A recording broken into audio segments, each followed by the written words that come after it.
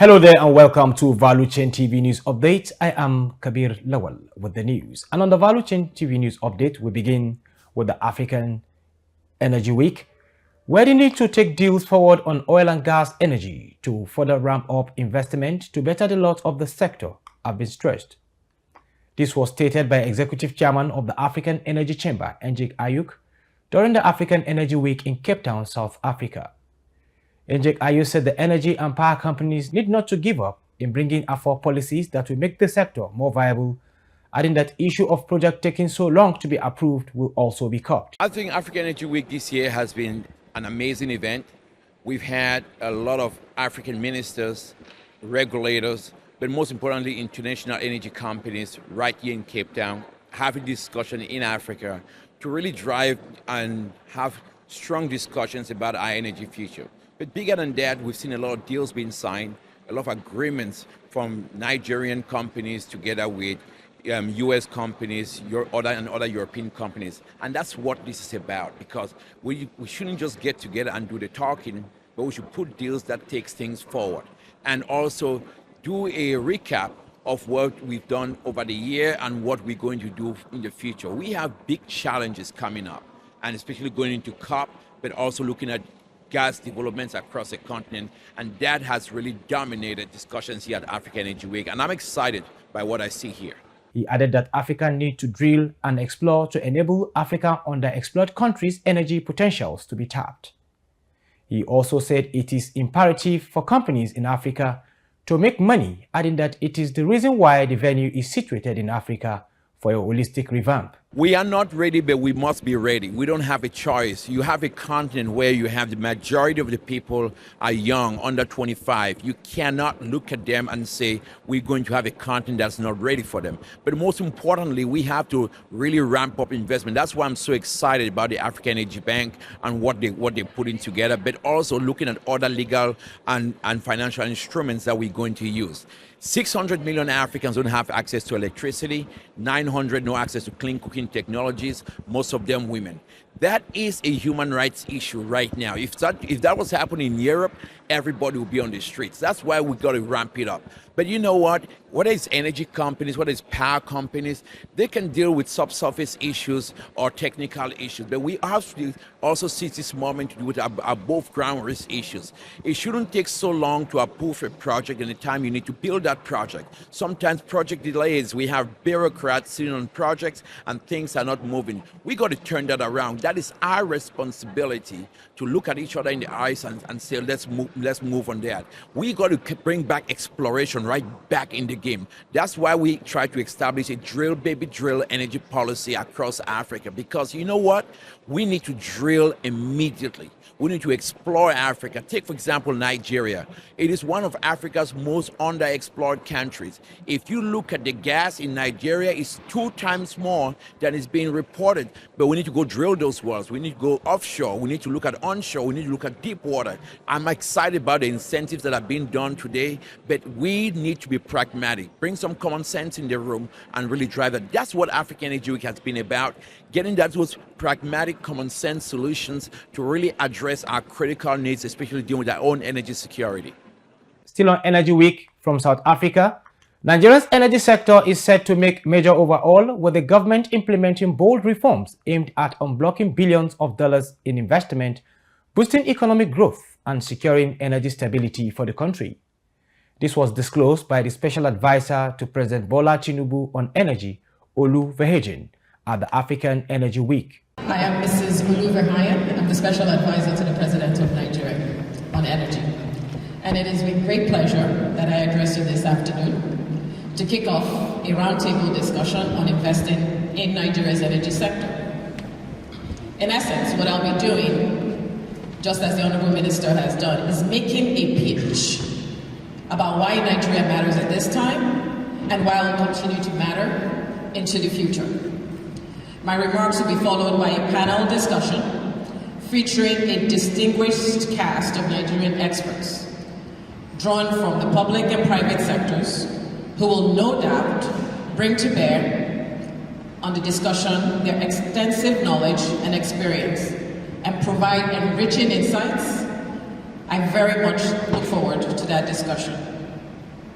I'll be addressing those who are already familiar with Nigeria, many of you are, as well as those who might not be very familiar with our country.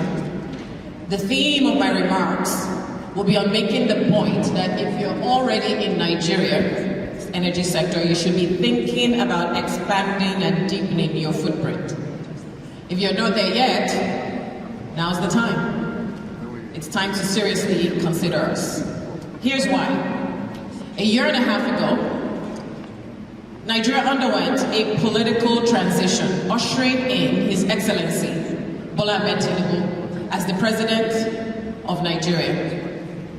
Energy security featured very prominently in the President's agenda, and he has demonstrated a very strong commitment to implementing major reforms in the sector since he assumed office. She emphasized that the country's energy sector has immense untapped potential and that the reforms underway will lay the foundation for the long-term growth. Since 2016, Nigeria has attracted only 4% of total energy investment in Africa, leaving a significant gap compared to other African nations with fewer resources.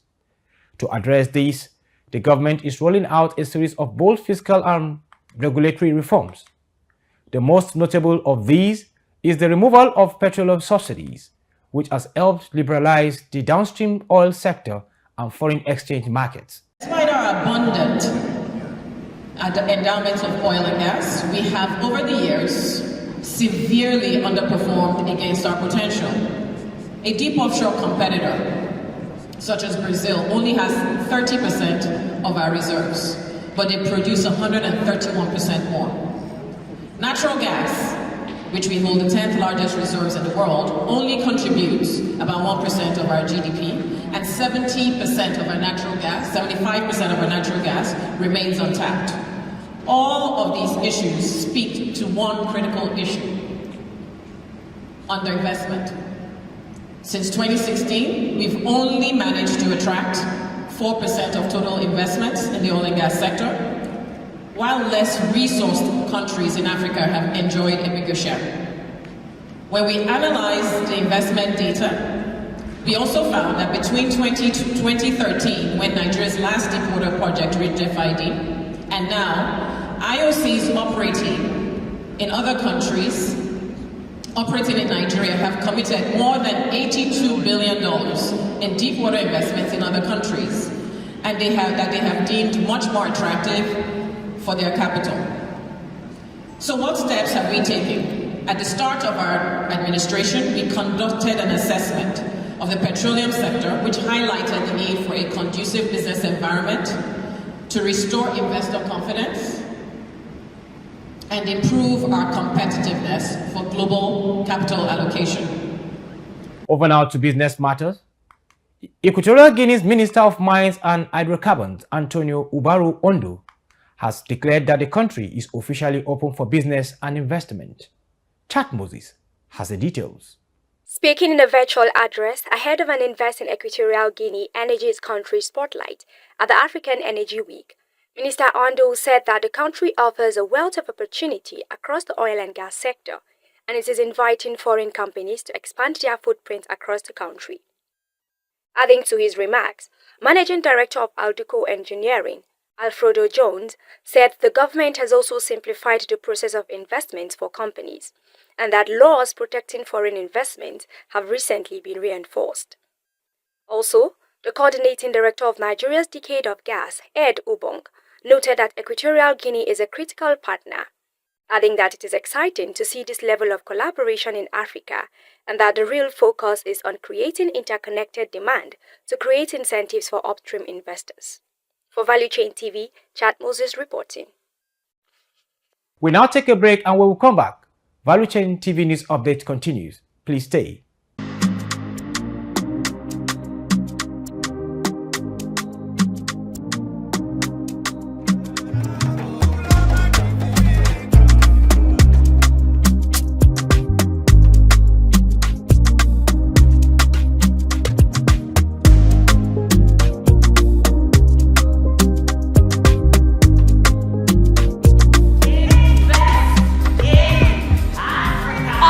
Welcome you to Africa Energy Week 2024. I want to welcome everybody to this city, Cape Town, to Africa. Many call it Africa. We call it home. Welcome home.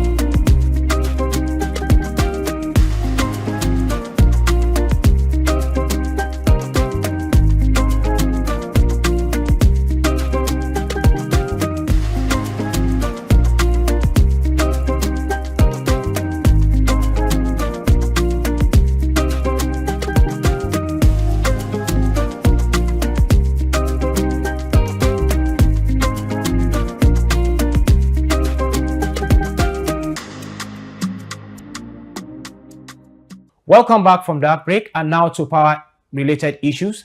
The Nigerian federal government has announced ongoing plans to deliver a minimum of 20 hours of daily electricity supply to consumers across the country by year 2027.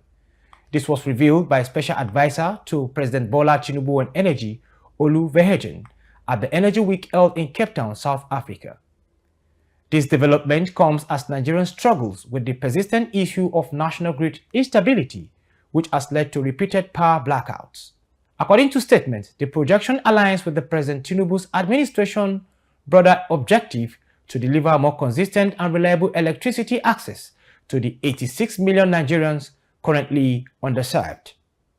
Valuechain TV took to the street to gather opinions from Nigerians on the ongoing electricity crisis. The report. The fact is that the current administrations, there's something they promised. They said renew hope. But the way the situation is going right now, the hope is becoming slimmer and the hope is fainting. Coming to the economy, the lights, and everything. Day by day, things are getting, everything's just fainting, dying down gradually. We are hoping that the hope will truly be renewed, but the fact is that the hope is dying, is fainting. One thing, number one, is keeping up to their words. You have to hold them accountable to your words. There was a promise made by the president that we should hold him responsible, accountable.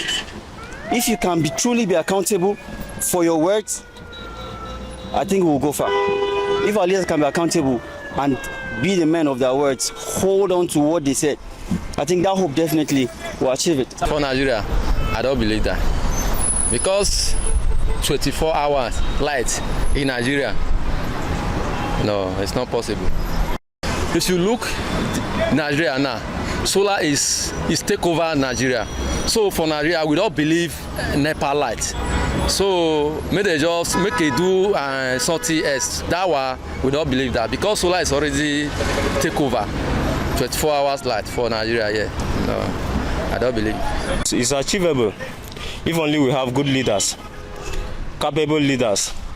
Leaders who have the masses in mind, not people who are going there to steal money.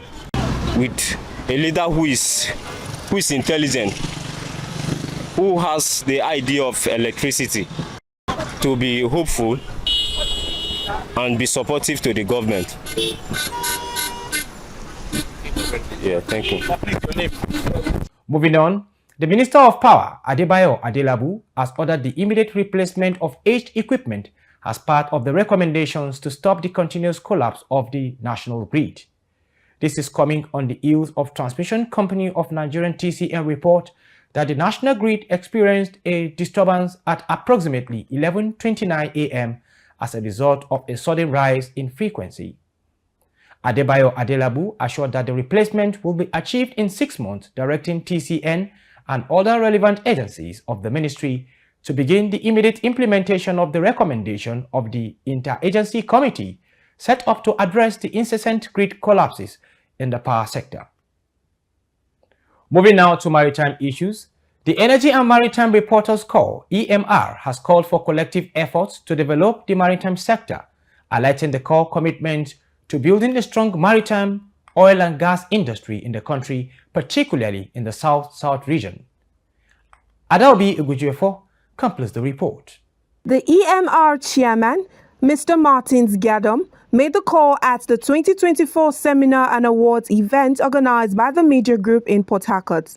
This is coming as the Nigerian Institute of Marine Engineers and Naval Architects, NIMENA, has raised the alarm over the absence of professionalism and the lack of standardization of the maritime sector in the country, noting that some certifications were being ridiculed abroad.